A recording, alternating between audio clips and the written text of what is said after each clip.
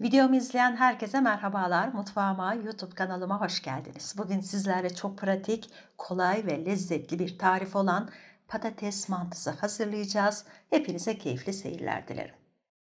Önce patatesi haşlayarak başlıyoruz. 1 kilo patatesin iyice kabuklarını yıkadıktan sonra tuzlu suyun içerisinde haşlayıp daha sonra suyunu süzüp biraz kabuğunu soyacağım kıvama gelene kadar ılınmasını bekledim.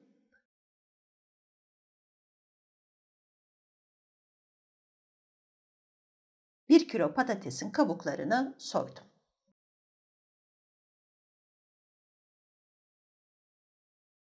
Kabuklarını soyduğum patatesleri küp küp, ne çok iri ne de çok küçük olmayacak şekilde küp küp dilimliyorum.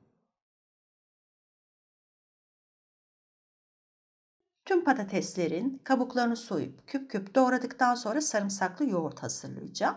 Büyük bir kase yoğurdun içerisine 2-3 diş sarımsak koyun. Biraz da tuz ekledikten sonra hepsini iyice karıştırın.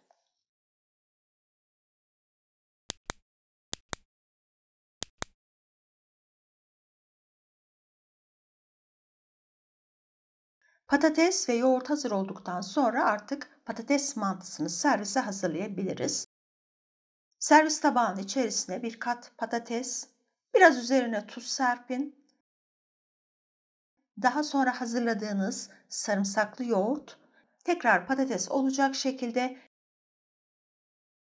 kat kat patates ve sarımsaklı yoğurdu servis tabağının içerisine yerleştirdim.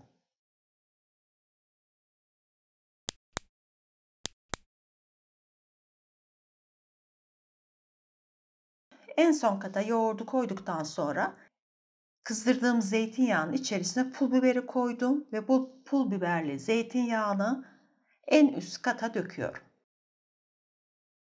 Evet, patates mantısını hazırlamak bu kadar basit ve bu kadar kolay. İnanılmaz da lezzetli oluyor. Umuyorum sizler de yapıp afiyetle yersiniz. Bir dahaki videoya kadar kendinize çok iyi bakın. Sağlıkla, sevgiyle kalın. Allah'a emanet olun.